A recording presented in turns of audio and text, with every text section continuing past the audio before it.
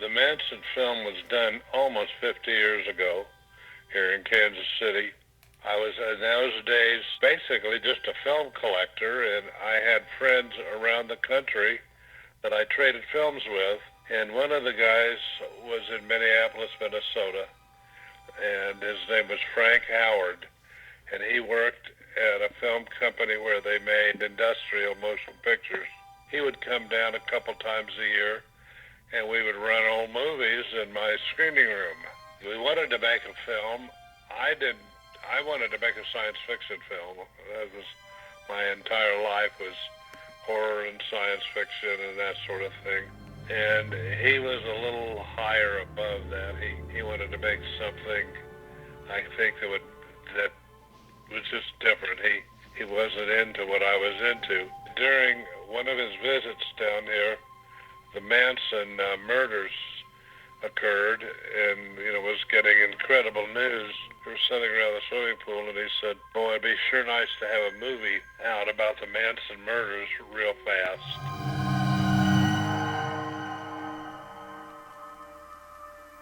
He stayed down in Kansas City from Minnesota, and we started figuring out how we could do it. And the only place we could get a storyline was out of the newspapers, or the newscasts, because that's all you knew about what was going on. And I thought, I wonder what the liability would be to make it and use all of their actual names.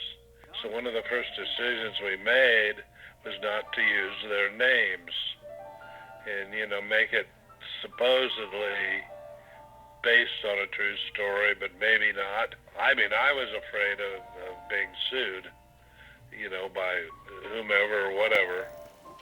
Have you ever seen the defendant before? Yeah, lots of times.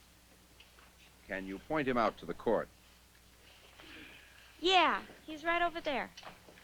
We started casting the movie, and I cast it here in Kansas City. There was a lot of hippie elements in Kansas City in those days. There was a park down by the art gallery here, and it was full of hippies smoking dope, and I wasn't into any of that. I didn't drink, I didn't smoke, I didn't do drugs.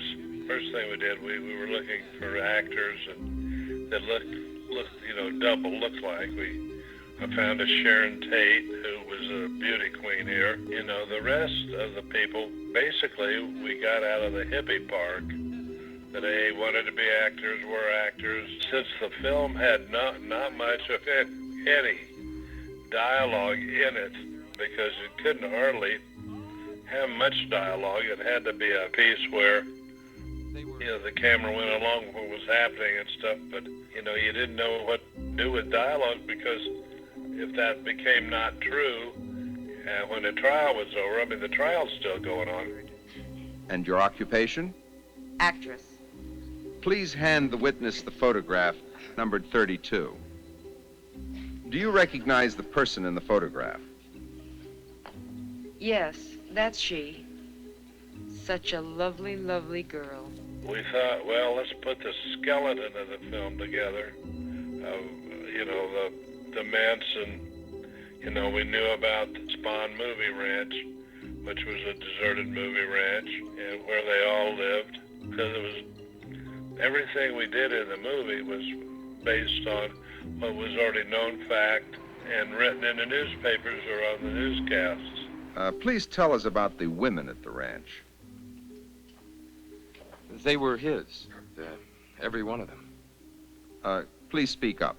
They all belonged to him. The first thing that we did, I got a 35 millimeter camera and sound equipment. We decided to film the murder scene because they described that fairly. They described that in the trade papers. So we filmed the murder scene here in Kansas City. In the living room, I had a big old mansion in those days. I had a 55-room mansion there in a prominent corner. So we filmed the murder scene. We set it up in this huge living room. Who are you? What do you want?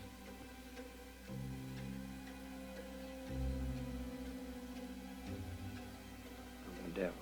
We had to put a phony beam in the living room because in the real scene, one of them was hung by a rope in the living room. And we used chocolate syrup. I remember we had a lot of chocolate syrup in there for blood because we were shooting in black and white. And I don't know, we just couldn't afford color.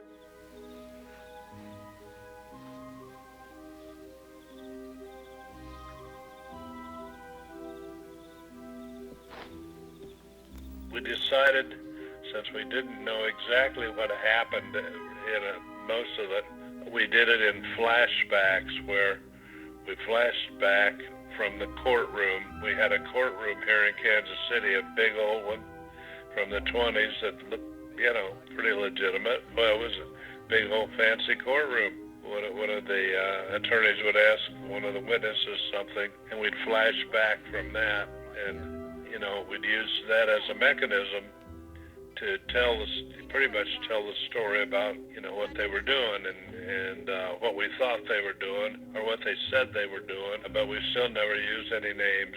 I mean, we used the fact that one of them was a movie star and there was the same number of people and, one was an heiress and, of course, one was a Folger coffee heiress. Day of judgment is at hand. The warnings have gone unheeded. When this comes to pass, Helter Skelter will be upon us. It's coming down fast. Helter Skelter is coming. Since it was shot 1,600 miles away in Kansas City, it did not have the L.A. flavor. So I came up with some money, and I sent Frank, and he took some people, and they went to the Spawn movie ranch, which of course was still there, and they shot a whole bunch of stuff at the Spawn movie ranch, interiors, and actually then some of the Manson family, who was not involved in the trial or anything, were there, and we used them, and they were just delighted to be in the movies.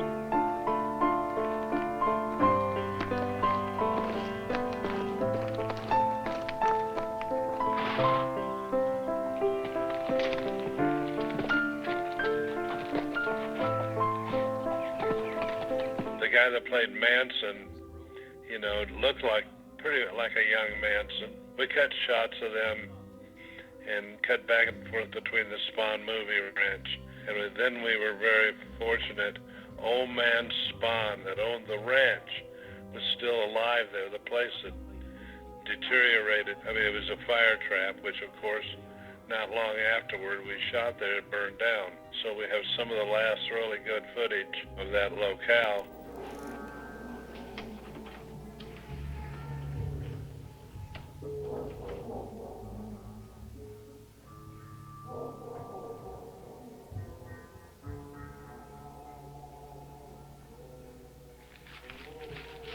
Leave the family, and you will cease to exist. We drove down Sunset Boulevard, and there's a turnoff to where the Tate House was. And, we had the camera point of view going right down to the boulevard late at night. And by shooting in California, a lot of stuff, which was basically establishing shots, we put the whole thing in California, although all the murders were shot in Kansas City. We are a family. Kill every white mother, every white kid. Why should I say do or die? It's all up to you. Why should I say laugh or cry? You know what to do. Now, the exterior murder shots, my parents lived in a fashionable neighborhood in Kansas right across the state line called Leawood, and we shot the yard and the murder scenes in the yard in my parents' side yard. And all this was, in fact, was shot late at night, and of course we had tons of people there watching.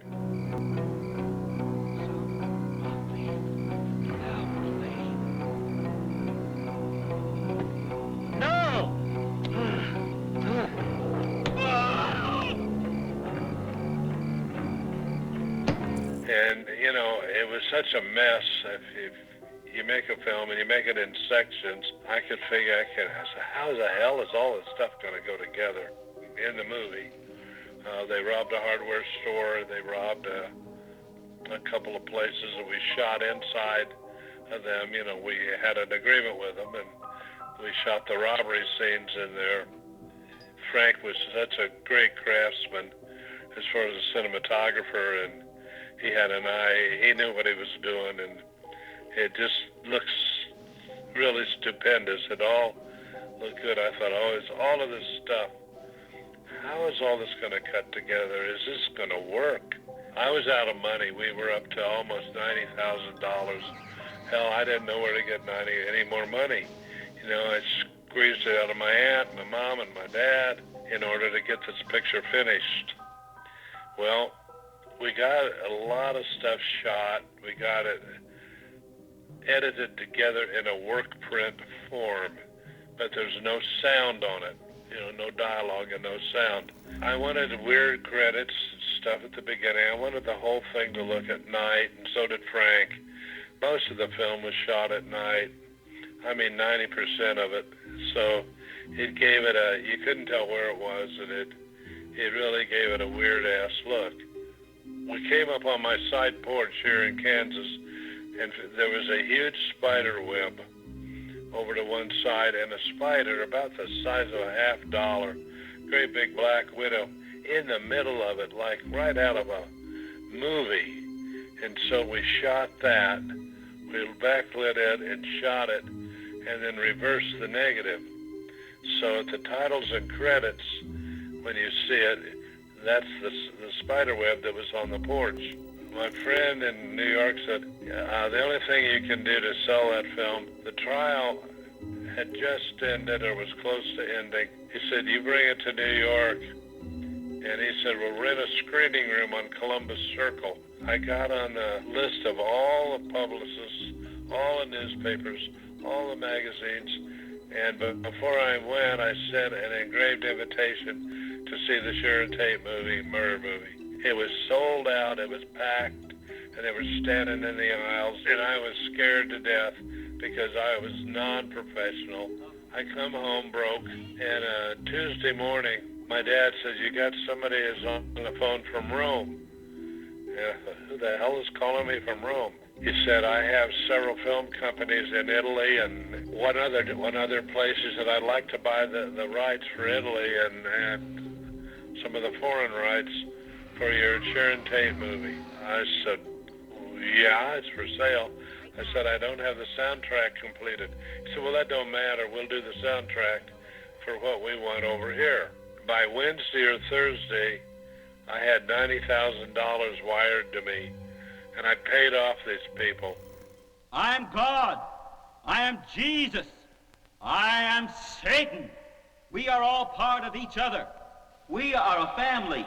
So Frank Howard, he was finishing up the movie for America, for English speaking. He was out combing the bushes, and he got a guy, had a little film company that did drive-in movies called Prestige Pictures. And the guy came and he looked at the film, and he thought, you know, we could do some great advertising. We could get it into the drive-ins real fast because no one else had a movie out. They were working on the book Helter Skelter, and the name Helter Skelter was going around, so we called it Helter Skelter Murders. A compulsion to kill, an incredible nightmare of murder. See what actually happened that horrible night. What are you going to do with us? You're all gonna die. They started booking it in with another picture in drive-ins in the South. You know, it got mediocre reviews over here. It wasn't like a normal movie. It didn't have a lot of dialogue. It didn't tell you what happened to the people or anything else. Please let me have my baby. Kill him. I never could get a license for television because it had kind of the fact that in the beginning, Polanski and all of them, they didn't want that film out. They didn't want the incident apparently publicized in the theaters. So I was kind of at a standoff about what to do with it for television, and I just couldn't get a TV deal in America. Every brutal murder documented from court records and coroner reports. Just don't A nightmare kill him. of terror. He's getting away. Help me. I never made any money on the film. I just got the money back to pay the people that put the money in. I was lucky to get my money back and not lose my house. We are all God and the devil. We are all part of each other. We belong to him, not to ourselves.